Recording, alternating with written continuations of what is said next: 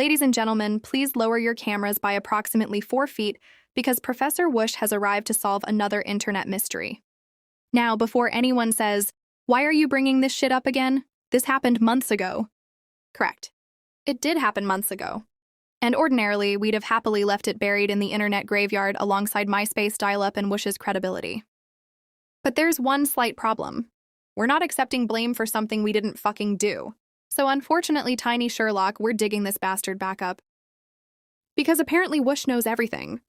Not just what's happening on YouTube today.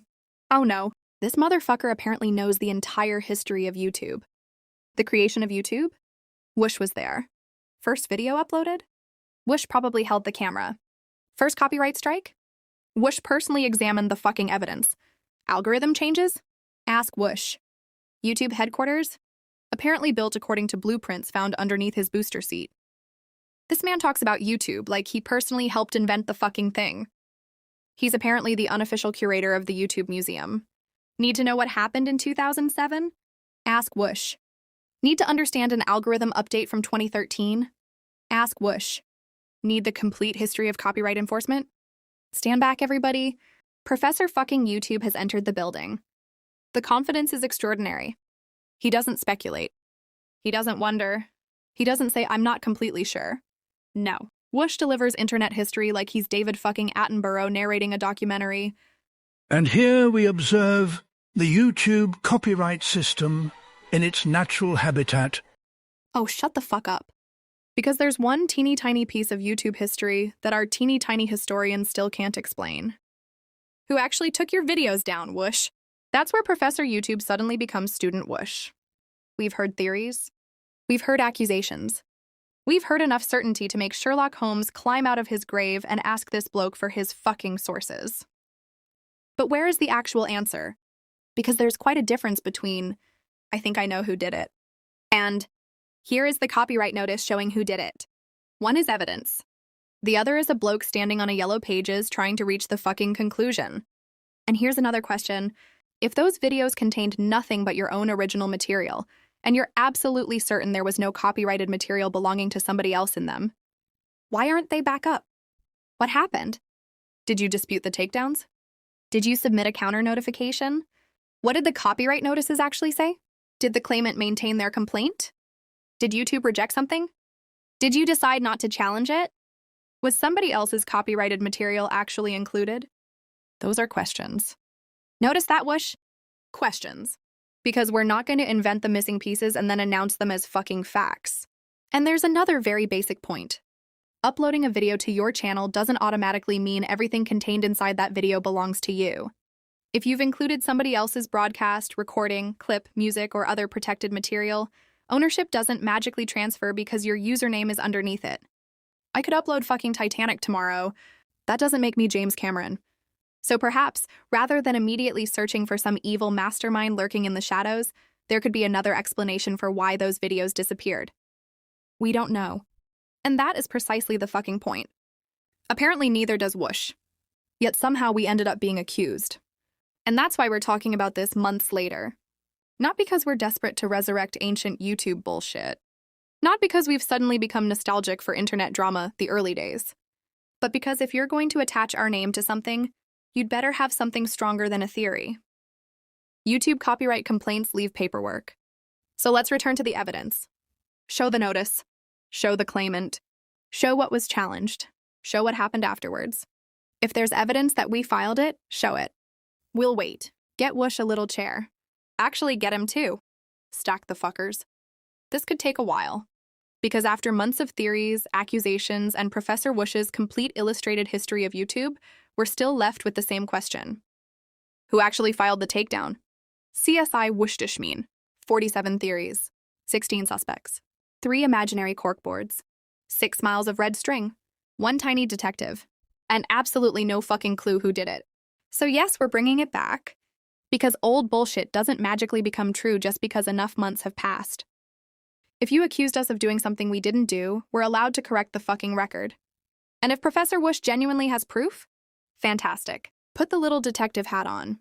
Climb onto the podium. Open the case file. And fucking show it. Until then, Detective Whoosh hasn't solved the case of the missing videos. He's investigated the entire history of YouTube, except the one fucking case with his own name written on the folder. Case closed. Actually, no. Put the tiny gavel back. You still haven't solved it. And whoosh. Before we go, just a little something from us to you. You really do think a lot of yourself, don't you? The arrogance is fucking spectacular. You strut around YouTube like you're the smartest bloke in every room you enter. You know everything. You've seen everything. You've got an answer for fucking everything. Even when you clearly don't. And that's the funniest part. You've actually got a channel called Internet Cancer because apparently you've appointed yourself to clean up the people on YouTube you don't like. Internet. Fucking cancer. Listen to yourself.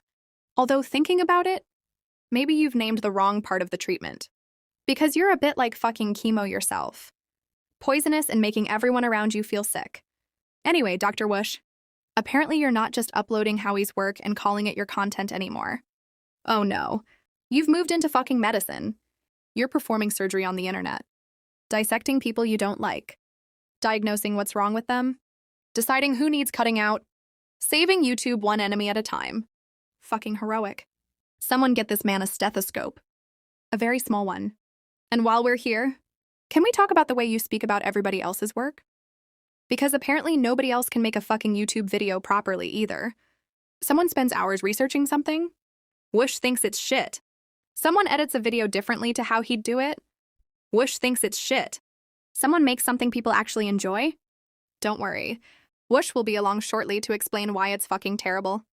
Because apparently the same bloke who's appointed himself historian, detective, copyright expert, and internet surgeon has also appointed himself YouTube's fucking quality control department. How lucky are we? Imagine putting other people's work down that often while carrying around an ego that fucking size. You don't have to like everybody's content. We certainly fucking don't. But there's a difference between having an opinion and behaving like your opinion came down from the mountain carved into 2 fucking stone tablets. And let's not forget another little talent of yours. Stirring the fucking pot? Because Whoosh doesn't even need his own kitchen. He'll sit in somebody else's live chat, jump onto somebody else's panel, pick up whatever drama is already floating around and give the fucking spoon a good stir. A little comment in chat, a little opinion from the panel, a little extra something thrown in for good measure, then somehow act like he's merely observing the chaos rather than standing there with his fingerprints all over the fucking spoon. But watch what happens when somebody actually criticizes him. That's when it gets really fucking obvious. He'll be giving it the big one right up until somebody says something he doesn't have a decent answer for. And then you can almost see it happen. Oh shit. No clever response. No Professor Whoosh lecture prepared for this one. So what do? Mock their fucking voice. Do a stupid impression. Reach for the soundboard. Anything to avoid actually answering what they just said. It's like watching his brain hit the fucking emergency exit. Because when you've got a good comeback, you give it.